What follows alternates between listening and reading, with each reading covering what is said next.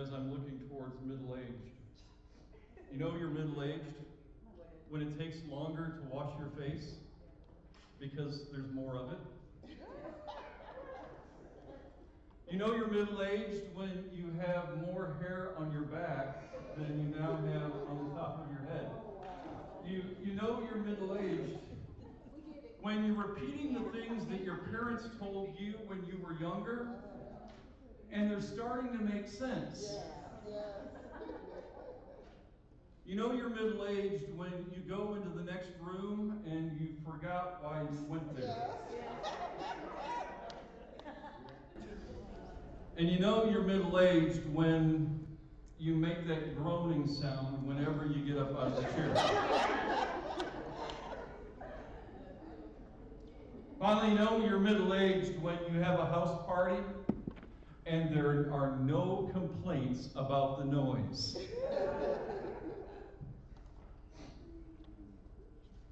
A guy my age often encounters a crisis.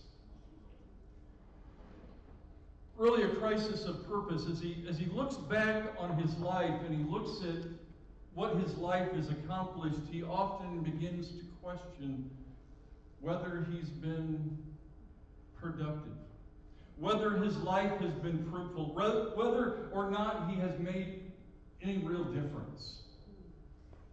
And they call that midlife crisis. Now, why they would call it midlife crisis, I don't know, because most people don't live to be 100 or 110.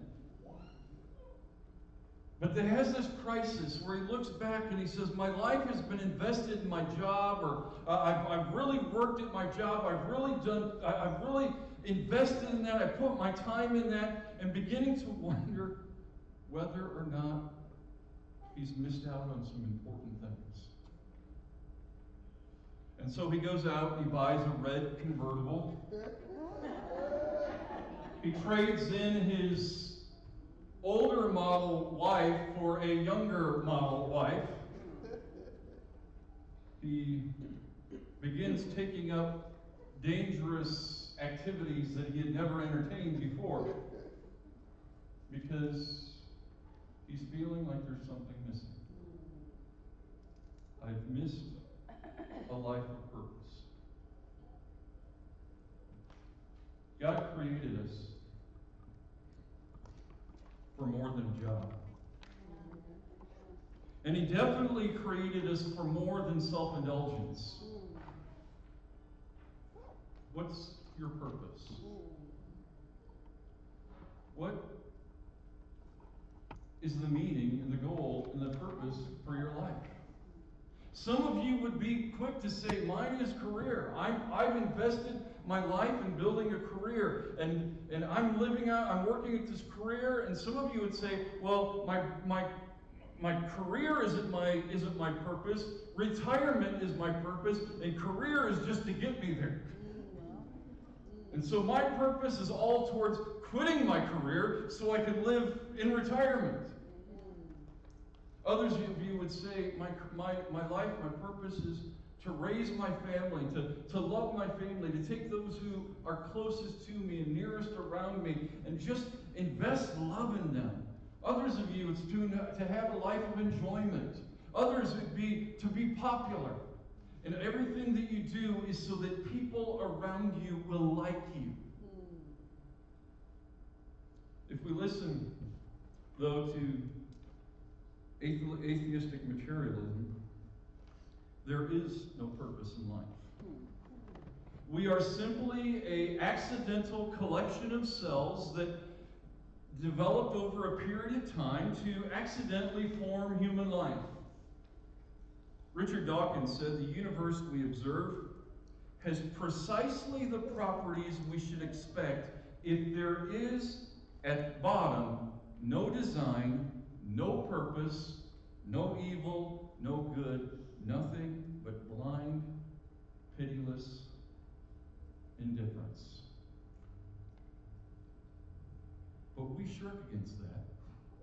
Even atheists atheists really shirk against that and say, there's got to be a purpose in life. There's got to be a reason for our existence. There's got to be something that holds this life together and gives it meaning. And there is. But it depends on where you're looking. It depends on what you're looking at to try to bring purpose and meaning to your life.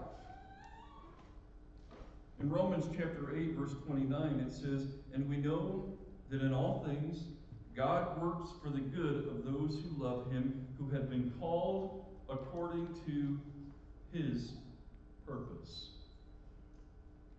Philippians chapter 2, verse 13, "For it is God who works in you to will and to act in order to fulfill his good purpose." What's your purpose in living? Your purpose in living is to fulfill God's purpose.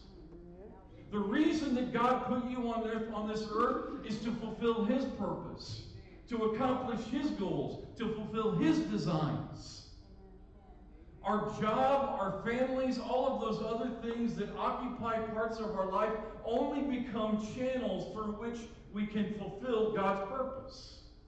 They are not our purpose. So why are we here? What is my purpose? What is it that demands my presence, that calls for me into existence, that says you have a reason for being here?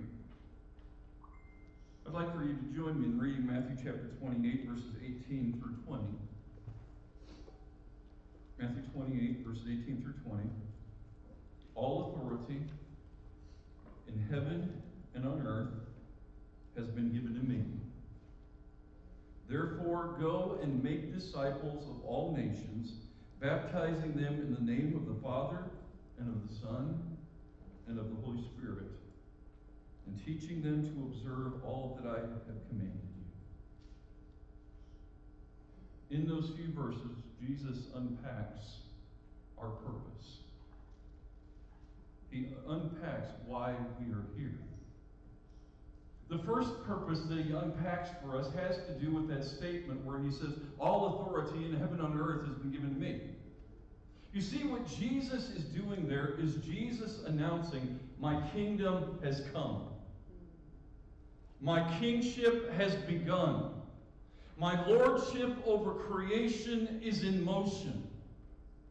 And in that statement, in that declaration, Jesus says, here's your first responsibility. That I serve at the pleasure of the King. I serve at the pleasure of the King. That my life should be all about serving the one who is an authority over me. That my life should circle around observing who he is and recognizing what he has done. That my life should be about serving him because he has been placed in a position of authority over me. I serve at the pleasure of the King. But what is that service? What is it that I'm called to do with the pleasure of the King? That's what he answers in the next part of it. He says, I serve to bring others under his reign. I serve to bring others under his reign. If Jesus is my King, if Jesus is the Lord, if Jesus is now sitting in authority at God's right hand, and he is the one in charge, my responsibility, my goal in life, my purpose for existence is to bring other people under his reign. To bring other people under his lordship. To come to a place where other people are accepting him as the role of king in their life. How do I get that? I get that from just the next commands that he gives. Go therefore and make disciples. Baptizing them and teaching them to obey everything that I've commanded you. See, Jesus is concerned about us reaching beyond ourselves and to say, okay, we want to bring other people in and make them like Jesus. See that last part? Teaching them to obey everything that I've commanded you. Teaching them to observe everything that I've commanded you. Jesus is worried and concerned about us being disciples.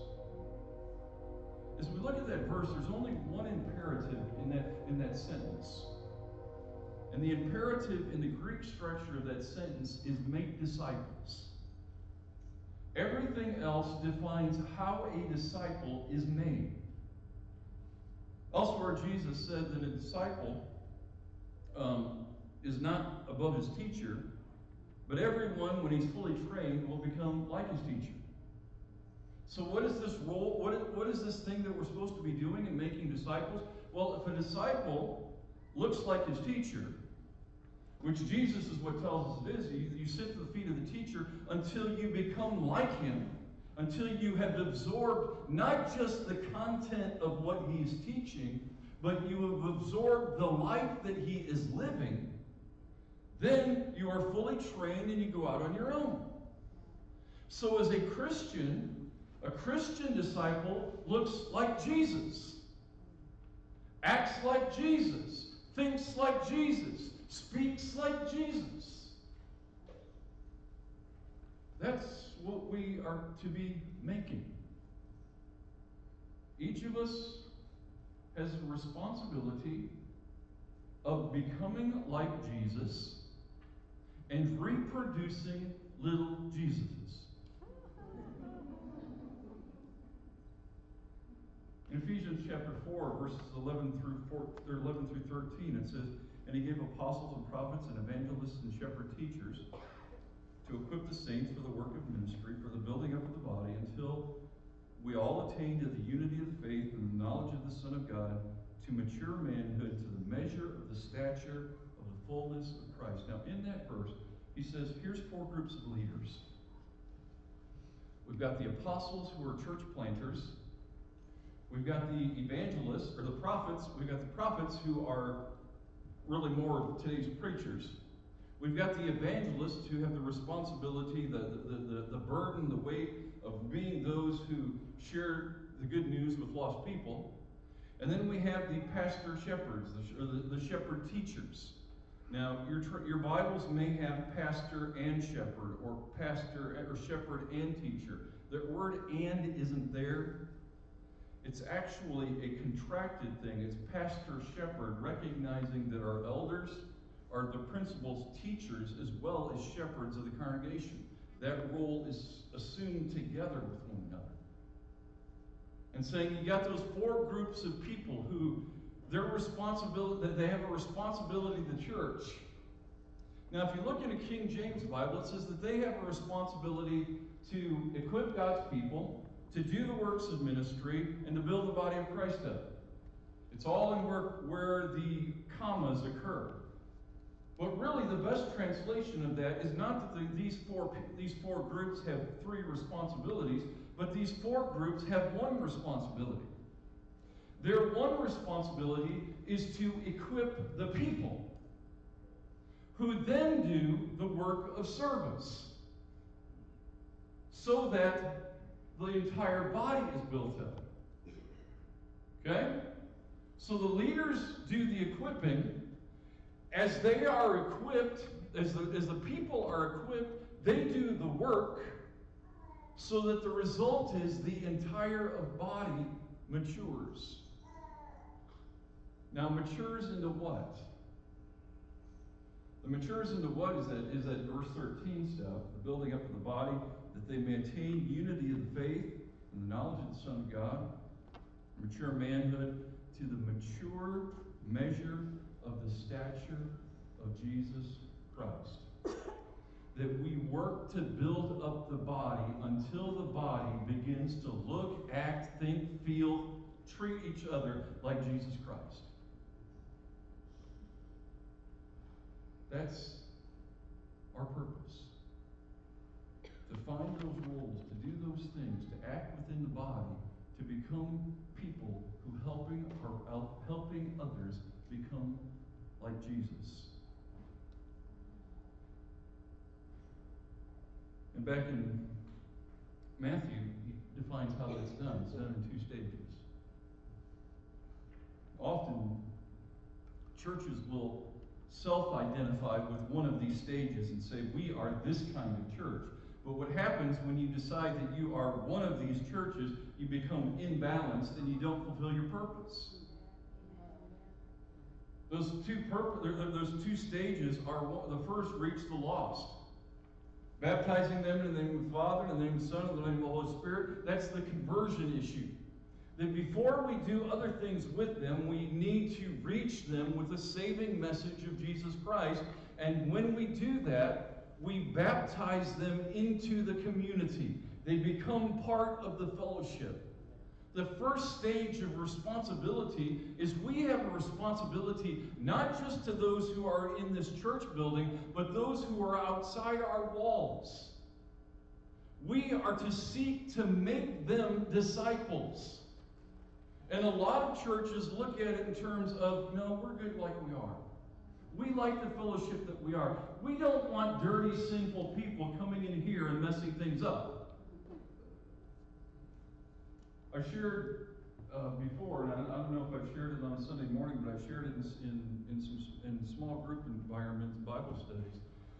But one of the ministries that I served in, I had a 6-month review.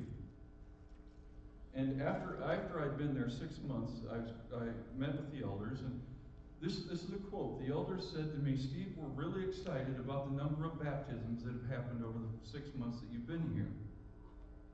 Pause. But we really think you need to slow down.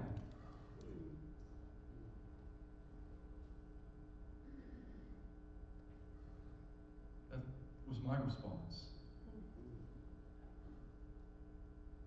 It's part of our job to reach the lost people and bring them into community so that they can be further discipled. Part of what we are called to do is reach lost people, not just to nurse those who have come to faith.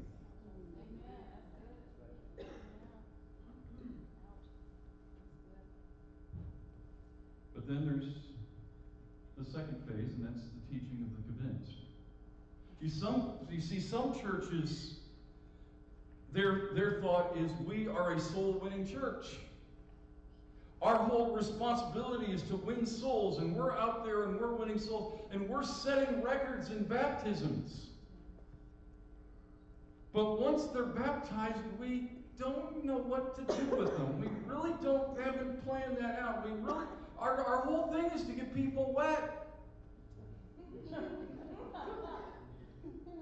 And once they've dried off, we're not sure. So we preach the gospel to them again, and maybe they'll decide they need to be rebaptized and we can do it again.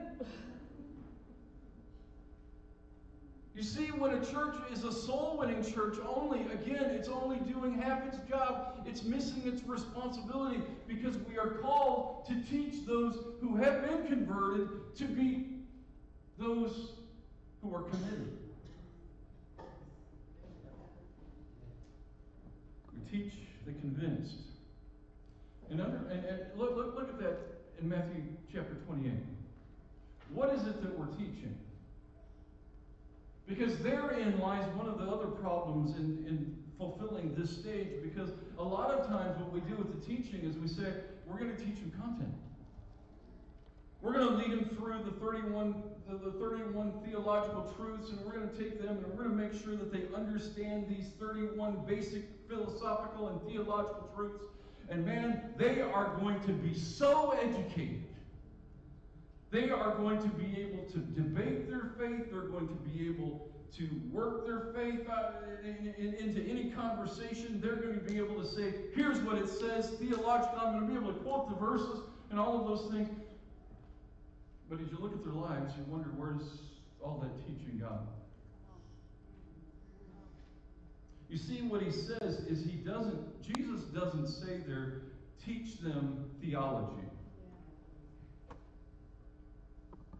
He says, teach them to observe, or teach them to obey the things I've said. Now that means that you have to be teaching the content, but you're not ending with the content. The content means something. The content means to be lived out. The content means to be lived out and observed and something done with. And Jesus is saying, don't just teach content. Teach them the difference that it makes. If I have been raised from the dead, teach them what that means. That you can have a new life as well. Teach them that I died for their sins, so that they can understand my sins are dead. I can bury them. They have no longer any control over me. Amen.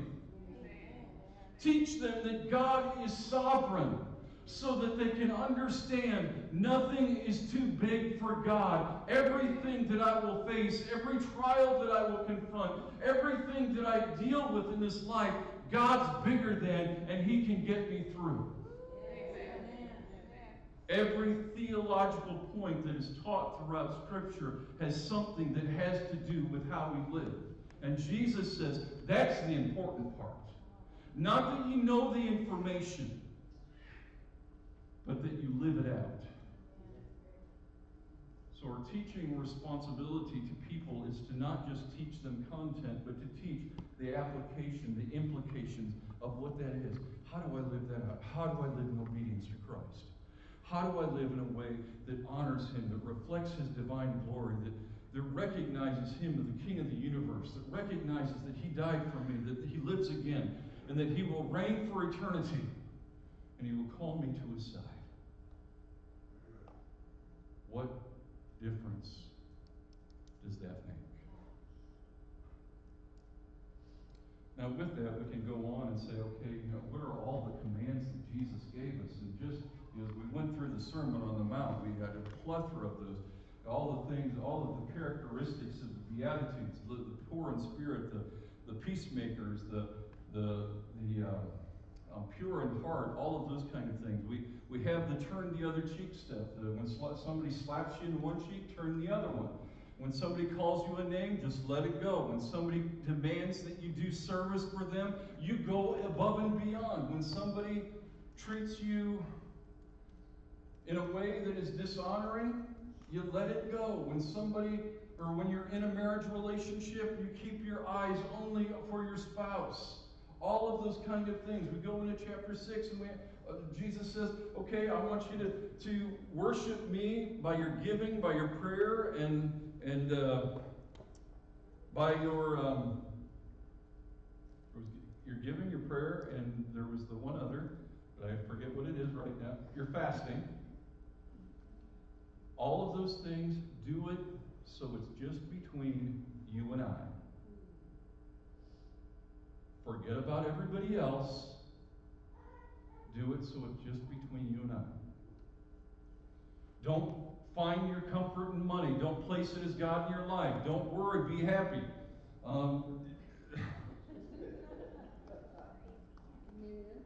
Don't condemn one another. God didn't place you on the throne to judge others. He's the one that sits on the throne. Leave that job to Him. You love each other. All those different things that we could say, okay, that's just 3 chapters of commands that God gave us, or Jesus gave us. And now we've got 4 books of commands that we go through, that we can scour through and say, here's all of the things that Jesus said that we've got to do. And one of the things that can happen with that is that weight can become one that just begins to sit heavy. Jesus had a Pharisee approach Him. The Sadducees had just approached Him and attempted to trip Him up so that He would be exposed as the fraud that He was. And He turned the tables on them, and the Sadducee went away embarrassed because he had tried to trick Jesus and fell in his own trap. And the Pharisee comes to Jesus to in part, show the Sadducees up, but also to show Jesus again as the fraud. And he says, "Teacher, what's the greatest command? What command means more than anyone else? What's the one that we really need to build our lives around? Now that was a reasonable question because Pharisees of the day were answering that question to one another. One person had said the greatest commandment of Jesus' time was the greatest commandment was to honor your fathers and your mothers. And so he comes to Jesus in order to expose Jesus. Jesus, what do you think? Now let me give you some background. Okay? Because we need to clear something up here, what really the dynamics of this question is. You see, the question can be coming from the framework of, in the Old Testament, at Mount Sinai, Moses gave the children of Israel 10 commandments. 10 commandments. But in the next books, after those 10 commandments, the rest of the book of Exodus, Leviticus, Numbers, and then into Deuteronomy, there are 600 commands that are given to define the implications of those 10 commandments. What happens when somebody, a cow falls into a pit and it dies because you dug a pit and left it exposed?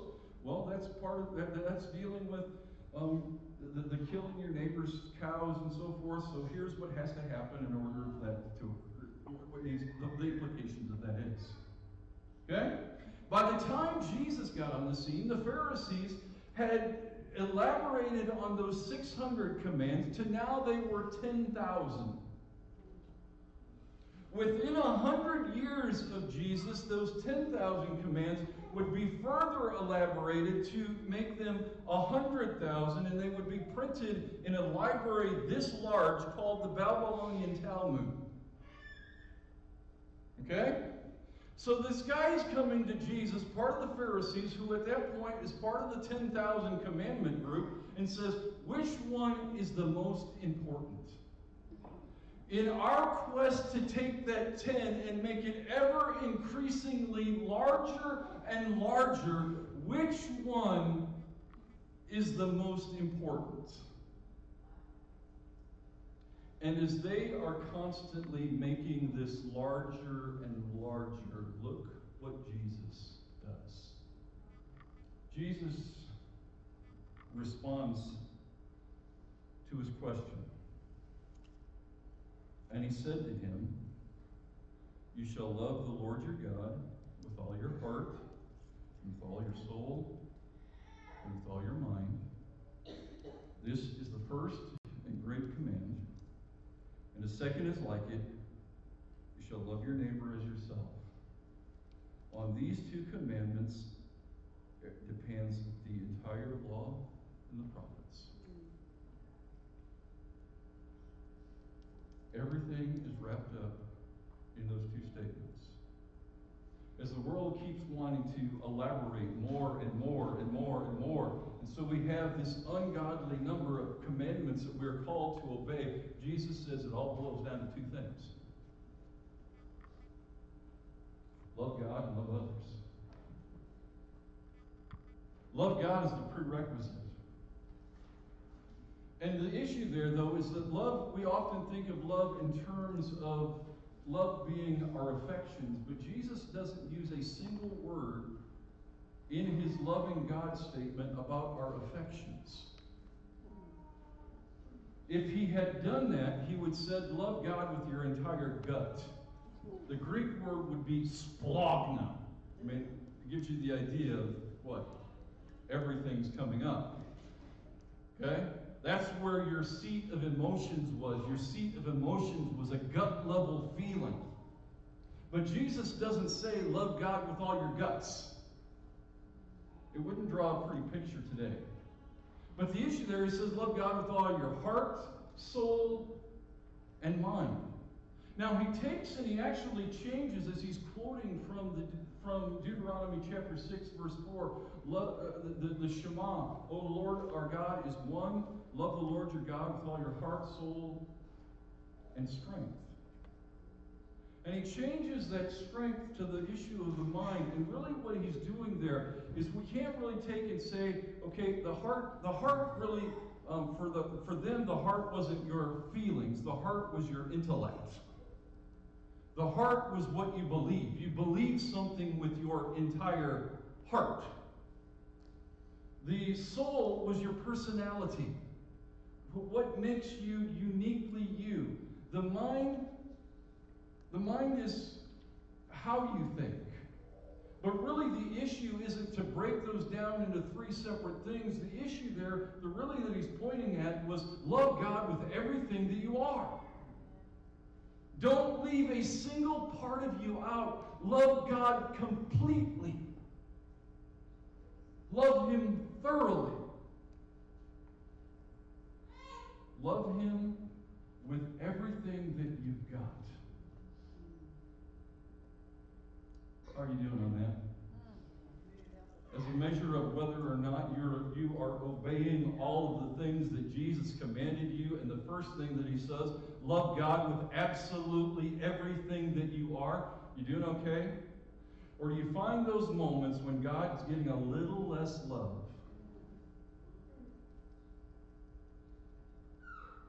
Love God with everything. You see, it's the prerequisite because we can't move on to the other one until we get that one. Until we are loving God, we can't really love each other. Because it's the love of God that channels through us and allows us the ability to love each other. It's His love for us that gives us the capacity to love each other. It's the love that He has for us that we are able to love each other as He loved us, which means we can love each other even when we're dirty, stinking, rotten, spoiled, agitating individuals.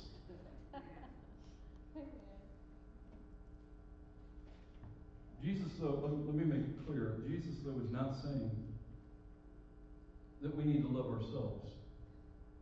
I've heard some people preach this text, and Jesus is telling us to love three people. Love God, love yourself, and love others. No, He's not. He actually understands you already love yourself, and sometimes that's the problem. That you need to love others as much as you love yourself. That doesn't mean love yourself less. It means love each other more. Raise them in the love that you have for them to the level that you love yourselves. Look out for them as much as you look out for yourselves. Love them, serve them, encourage them, accept them to the level that you want others to do for you. Amen. Does it sound like something from the Sermon on the Mount? Do unto others as you would have them do unto you. Now, sometimes we've done with that. We've done do unto others as they've done unto us. That's when we're loving ourselves too much. But when we treat others better than we treat ourselves, we're fulfilling the law of Christ.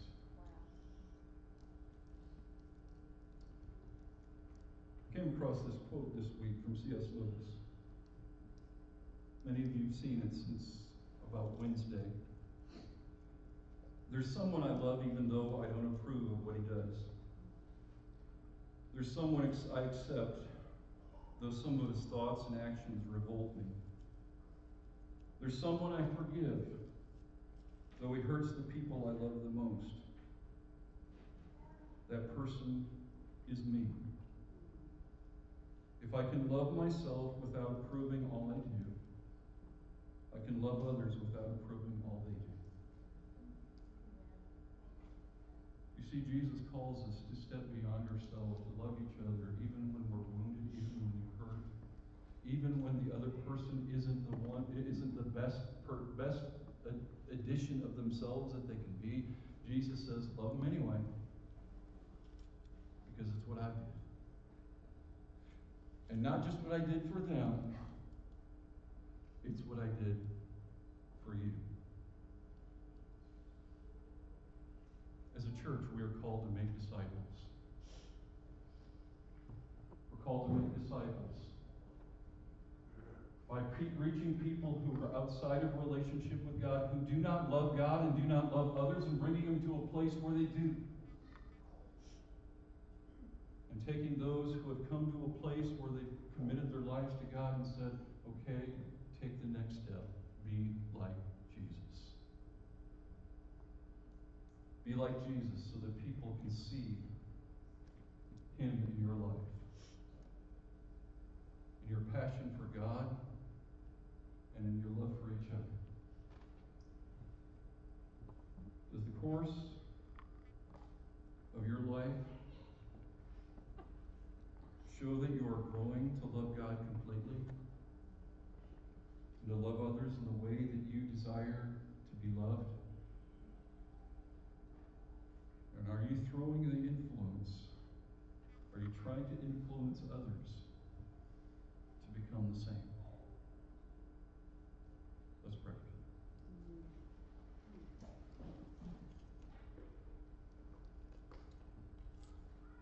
God, we pray that we will find our purpose in your purpose for us.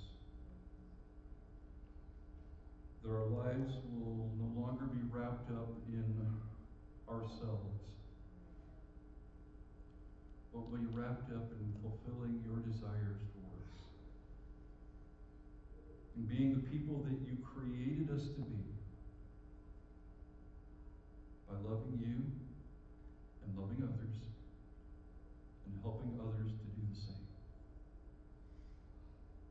In your Son's name we pray. And the church said, Amen.